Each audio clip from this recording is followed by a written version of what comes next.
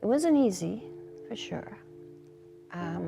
There were times when I just thought, I don't think I'm going to do this. I feel like I'm exposing myself. I'm saying too much. It's too much of my, because I'm very private. Decades of cherished memories suddenly felt like lies after a woman appeared with DNA results claiming to be Elvis Presley's secret daughter. At 89 years old, Priscilla thought she knew everything about her legendary husband, yet all the evidence points to one impossible truth that had been buried for generations. But why now? Join us as we unravel the devastating truth about Elvis' secret child. The discovery of Elvis' secret daughter, Linda Martinez, sat in her small apartment in Tucson, Arizona, holding a manila envelope that would change everything. The DNA results had arrived 3 days ago, but she had been too nervous to open them. At 62 years old, she had spent her entire life wondering about her father's true identity. Her mother had almost taken the secret to her grave, waiting until her final moments to whisper the truth that seemed impossible to believe. The story began 5 decades earlier, when Linda's mother, Carol, worked as a backup singer in Hollywood. Carol had been young and talented, performing at various recording studios and television shows during the early 1960s. She had kept dozens of photographs from that era, locked away in a wooden box that Linda discovered after her demise. Among those pictures were images that made Linda's heart stop. Her mother stood beside Elvis Presley, laughing and smiling in ways that suggested more than just professional acquaintance. Linda had always noticed something different about herself growing up. Her dark hair and striking blue eyes seemed to come from nowhere in her mother's Mexican-American family. Her facial features carried a distinctive quality that people often commented on. Throughout her childhood, relatives would joke that she looked like she belonged in the movies. Her mother would simply smile and change the subject whenever these comments arose. After her mother's deathbed confession, Linda spent months in disbelief. The idea seemed too unrealistic to accept without proof. She began researching Elvis's life during 1962, the year before her birth. She discovered he had been filming movies and recording music in Hollywood during that exact period. The timeline matched perfectly with what her mother had revealed. Carol had worked at the same studios, where Elvis recorded several songs that year. Linda decided she needed concrete evidence before telling anyone about her mother's revelation. She hired a private investigator who specialized in genealogy cases. Together, they began the painstaking process of locating Elvis's distant relatives who might agree to DNA testing. The Presley family tree was complicated, but eventually they found several second and third cousins willing to participate. These relatives had no connection to Elvis's estate and no financial interest in the outcome. The investigation took nearly 5 years to complete. Linda worked extra shifts at her job as a hospital administrator to pay for the DNA testing and research costs. She contacted genetic laboratories across the country, looking for the most reputable facility to handle her case. She wanted results that would be undeniable and scientifically sound. Every step of the process was documented and witnessed by legal professionals. During this time, Linda also examined the letters her mother had saved. The handwriting matched samples of Elvis's writing that she found in books and online archives. The content of the letters was personal and affectionate, showing a genuine romantic connection. One letter mentioned Carol's beautiful voice and how much Elvis enjoyed working with her. Another referenced a private dinner they had shared after a recording session. The letters were dated between March and August of 1962. Linda reached out to former members of Elvis's staff and colleagues from that era. Many were elderly or had already passed away, but she managed to locate a few who remembered her mother. They confirmed that Carol had worked at the studios and had spent time with Elvis. Some admitted they had suspected a romantic relationship, but had never spoken about it publicly. The culture of that time demanded absolute loyalty and discretion from everyone in Elvis's circle. The DNA results finally arrived on a Tuesday morning in September. Linda's hands shook as she tore open the envelope. The laboratory report was clear and definitive. The probability of relatedness between Linda and the Presley family samples was 99%. The genetic markers showed a clear paternal connection to Elvis Presley's bloodline. Additional testing had been performed to eliminate any possibility of error or contamination. Linda sat alone in her apartment, staring at the papers that confirmed everything her mother had said. The truth felt overwhelming and isolating. She had a father who had been deceased for nearly 50 years. She had missed any chance of knowing him or hearing his voice speak to her. The loss felt enormous, despite never having met him. She wondered what kind of relationship they might have had if circumstances had been different.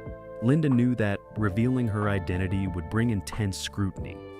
The Presley family was American royalty, and their legacy was protected fiercely. She understood that people would question her motives and accuse her of seeking money or fame, but Linda felt she deserved to know her own history and to be acknowledged as part of Elvis's story. She prepared a presentation of all the evidence she had gathered and stored them in multiple secure locations. She knew that once she stepped forward, there would be no going back to her anonymous life. The evidence, connecting the dots. A press conference was scheduled for a Wednesday morning in a hotel conference room in Memphis, Tennessee. Linda had chosen this location deliberately, wanting to be close to Graceland when she revealed her story to the world.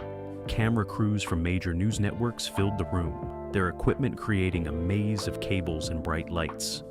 Reporters sat with notebooks ready, skeptical expressions on their faces as they waited to hear claims they assumed would be easily dismissed. Linda stood at the podium, wearing a simple blue dress, her hands gripping the edges of the wooden stand to keep them from shaking. She began by displaying the photographs on a large screen behind her.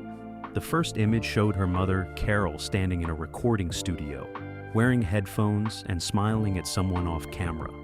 The next photograph revealed that person was Elvis, leaning against a piano and looking directly at Carol with affection in his eyes. More photographs followed in chronological order. There were images from movie sets, backstage at television studios, and casual moments that appeared to be taken during breaks from work. One particularly striking photograph showed Elvis and Carol sitting together on outdoor steps, their shoulders touching, both looking relaxed and happy. The clothing and hairstyles matched the early 60s era perfectly. Photography experts had already examined the images and confirmed they had not been altered or manipulated in any way. Linda then presented the letters, each one carefully preserved in protective plastic sleeves. She had hired a handwriting analyst who compared the writing to verified samples of Elvis's signature and personal notes.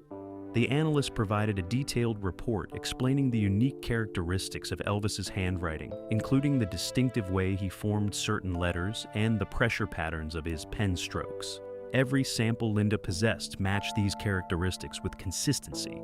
The content of the letters painted a picture of a genuine romantic relationship.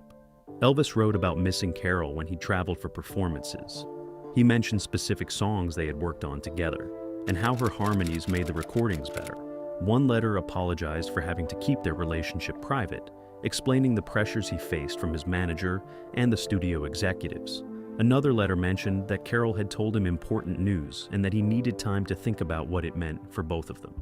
Medical records provided another crucial piece of evidence. Linda presented hospital documents from October 1962 showing her mother had received prenatal care. The records listed no father's name, which was common for unmarried women during that era. Additional medical files tracked Carol's pregnancy through early 1963, ending in Linda's birth certificate from March. The birth certificate also left the father's name blank, another detail that supported the story of a secret relationship. Former colleagues from the music industry began coming forward after Linda's initial announcement. These were people who had worked in various capacities at the Hollywood studios during that time. A retired sound engineer recalled seeing Elvis and Carol together frequently during recording sessions. He remembered they would often stay late after everyone else had left, supposedly to work on vocal arrangements. Another witness was a woman who had worked as a costume assistant on one of Elvis's movie sets. She described seeing Elvis and Carol holding hands between takes, quickly separating whenever anyone approached. This woman had kept quiet for decades, out of respect for Elvis's privacy and fear of losing her job in the entertainment industry. Now, in her late 80s, she felt the truth deserved to be told, regardless of the consequences. The DNA evidence remained the most compelling proof. Linda had used 3 separate laboratories to test her samples, wanting to eliminate any possibility of error.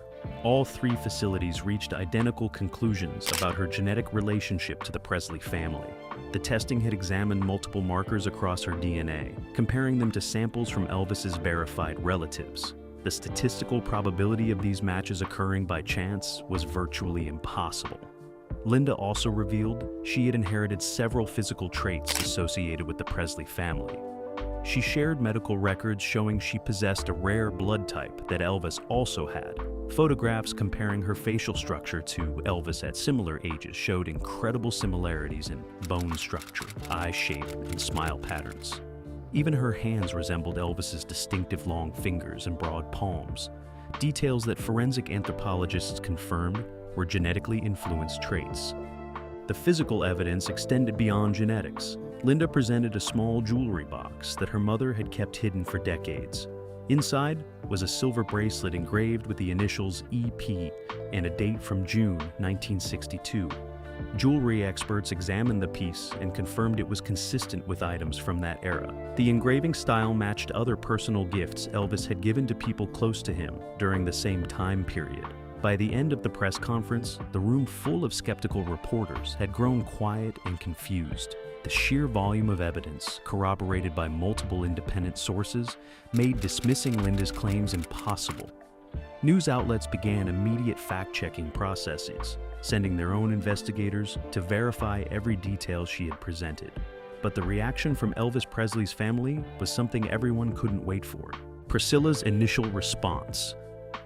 Priscilla Presley was in the trophy room at Graceland when her assistant walked in, carrying a tablet with breaking news displayed on the screen. She had been reviewing plans for an upcoming Elvis Week celebration, surrounded by her late husband's gold records and awards. The moment she saw the headline about a secret daughter, her face went completely pale.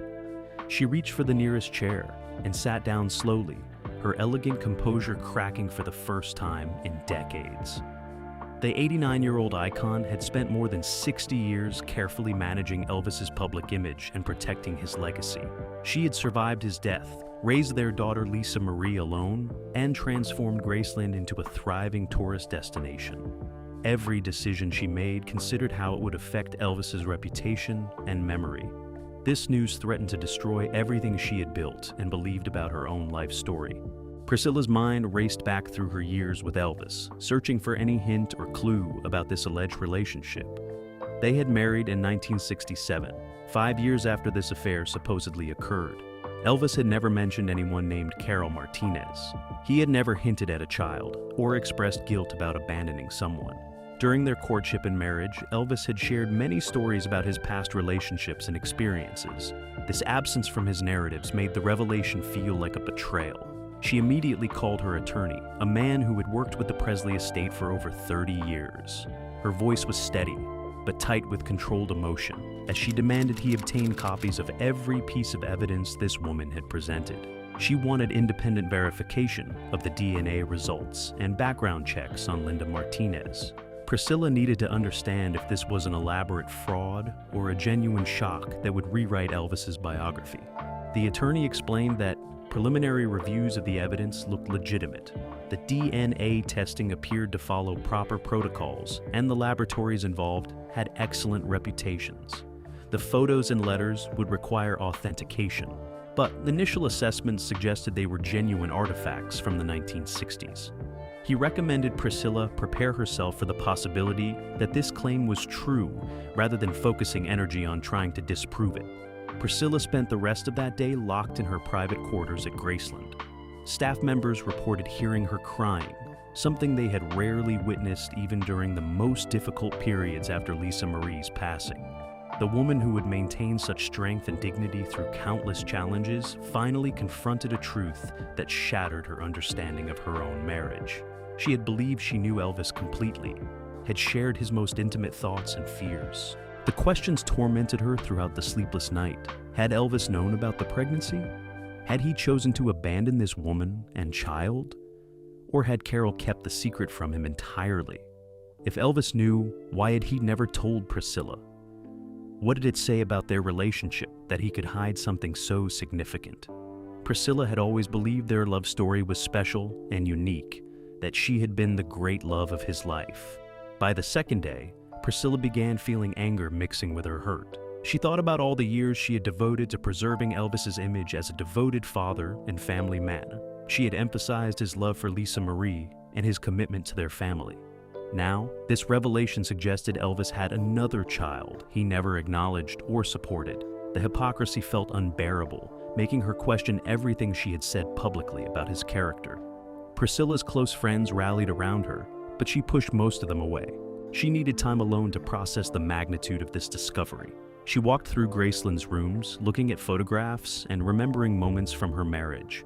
Every memory now carried new questions and doubts. Maybe Elvis had been thinking about this other woman and child during their wedding, or perhaps guilt influenced his sometimes distant behavior during their marriage. The pressure to make a public statement grew intense as media outlets camped outside Graceland's gates. Priscilla's team urged her to say something, anything, to control the narrative. She finally agreed to release a brief written statement through her attorney. The words were carefully chosen to sound dignified, while revealing nothing about her emotional state. She stated she was reviewing the evidence and needed time to understand the situation before making further comments. Behind the scenes, Priscilla instructed her legal team to investigate whether Linda had any claim to Elvis's estate or intellectual property rights. The financial implications worried her less than the symbolic impact. If Linda was legally recognized as Elvis's daughter, she would have a rightful place in the Presley family legacy. This meant changing the official narrative, updating Graceland exhibits, and acknowledging a whole hidden chapter of Elvis's life. Priscilla also worried about how this news affected her grandchildren. Lisa Marie's children were still grieving their mother's demise. Now, they had to absorb the existence of an aunt they never knew existed. The family structure they understood had suddenly expanded in the most shocking way possible. Priscilla felt responsible for helping them navigate this revelation, while managing her own emotional chaos. As the days passed, Priscilla worried more about how to reveal to them a relationship they had never known existed: the family fallout. Riley Keough, Lisa Marie's oldest daughter and Elvis's granddaughter, sat in her Los Angeles home watching the news coverage with a mixture of shock and curiosity. She had grown up hearing every story about her grandfather from her mother and grandmother. The possibility of having an aunt who was 62 years old seemed weird. She immediately called her siblings to discuss how they should respond to this family earthquake that had just demolished their understanding of their grandfather's life. The younger grandchildren reacted with less emotional investment, but equal confusion. They had known Elvis only through stories, photographs, and his music. Adding another relative to the family tree felt less personal for them than it did for Riley, who had grown up deeply connected to the Presley legacy through her mother. However, all of them recognized this discovery would fundamentally change their family's public narrative and private dynamics. Within days, the Presley family split into distinct camps. Some relatives expressed openness to meeting Linda and welcoming her into the family if the evidence proved true. They argued that Elvis would have wanted his daughter acknowledged and included, regardless of the circumstances of her birth. These family members reached out through intermediaries, expressing cautious interest in establishing contact with Linda once the initial media frenzy settled down. Other relatives took a defensive stance, viewing Linda as an outsider, making claims on a legacy she had no part in building. They pointed out that Elvis had never acknowledged her during his lifetime, suggesting he either did not know about her or had chosen not to pursue a relationship. These family members worried about opportunists and fortune seekers who might exploit the Presley name. They wanted extensive additional verification before accepting Linda as legitimate family.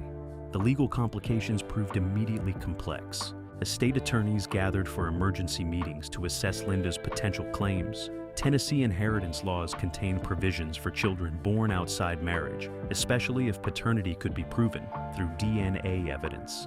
Even though Elvis had passed away well before modern DNA testing existed, current legal standards could retroactively apply. The attorneys warned that Linda might have legitimate claims to a portion of Elvis's estate, royalties, and intellectual property rights. Priscilla found herself in the uncomfortable position of potentially fighting her late husband's daughter in court. The optics looked terrible regardless of the legal merits. If she opposed Linda's claims too aggressively, she would appear cruel and protective of money rather than truth. If she accepted Linda without proper legal vetting, she could be doing something that might encourage other false claims in the future. Every decision carried heavy consequences for the family's reputation and financial interests. The Graceland Board of Directors held urgent meetings to discuss how this revelation affected the property's operations and messaging. Graceland had been carefully curated to tell a specific story about Elvis's life, focusing on his music career, his marriage to Priscilla, and his devotion to Lisa Marie. Adding a secret daughter and hidden relationship required rethinking entire exhibits and tour narratives. However, the board members wanted to wait until all legal questions were resolved. Financial analysts began calculating the potential impact on Elvis's estate value. The Presley brand generated millions of dollars annually through licensing deals, merchandise sales, and Graceland tourism. Any change to the family narrative could affect these revenue streams positively or negatively. Some marketers believed the scandal would increase public interest and boost business. Others worried that revealing Elvis had abandoned a child might damage his carefully maintained image and reduce commercial appeal. The media scrutiny intensified as various family members made contradictory statements. The mixed feelings created public confusion and made the Presley family appear divided. The unified front they had maintained for decades suddenly crumbled under the weight of this unexpected revelation. Riley remembered how her mother had often mediated between different Presley relatives when conflicts arose. Now, without her mother's presence, she felt uncertain about her own role in holding the family together. Private investigators hired by different family factions began conducting their own research into Linda's background and motives. They examined her financial history, looking for signs of desperation or debt that might motivate a fraudulent claim. They interviewed people from her past, trying to find inconsistencies in her story. The investigation revealed Linda had lived a quiet life with no history of seeking publicity or making unusual claims. This information actually strengthened her credibility rather than undermining it. For a long time, Priscilla remained largely uncommunicative, still processing her own emotions. Then she finally agreed to a family meeting at Graceland, gathering the key relatives to discuss a response strategy. During the meeting, someone suggested conducting their own independent DNA testing with Linda's cooperation. This would give the family direct confirmation, rather than relying solely on her presented evidence. Priscilla initially resisted, feeling that doing so implied acceptance of the claim.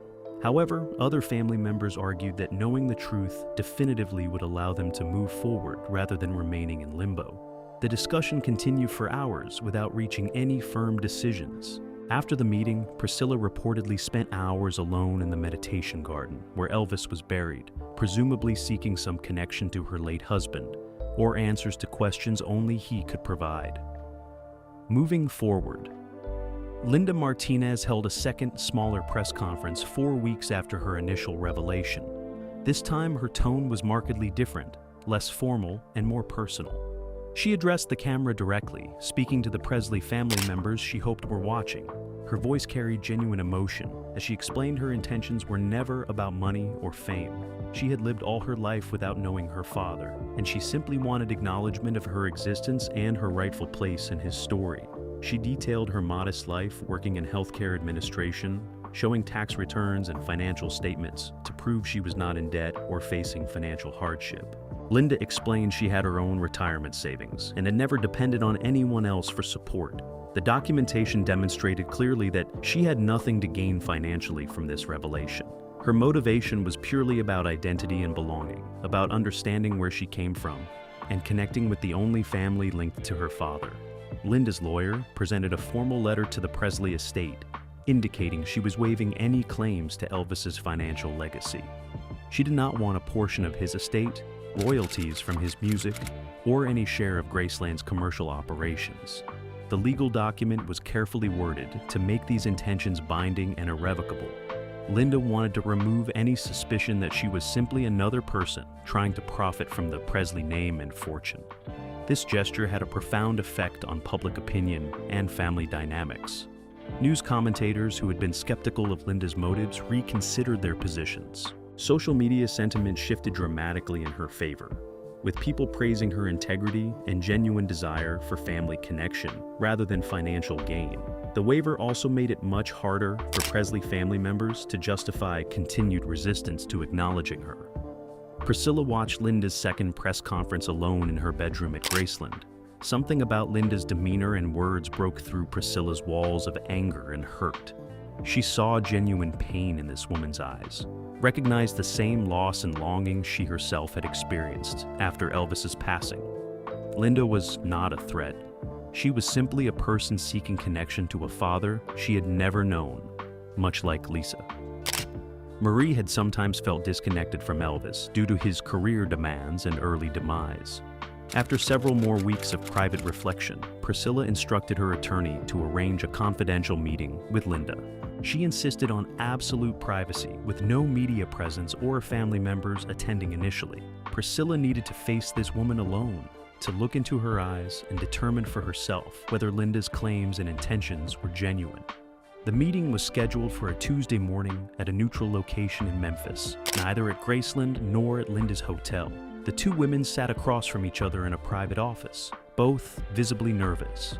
Priscilla studied Linda's face carefully, seeing unmistakable traces of Elvis in her features. Linda's hands shook slightly as she showed Priscilla the letters her mother had saved, sharing stories about Carol's life and career.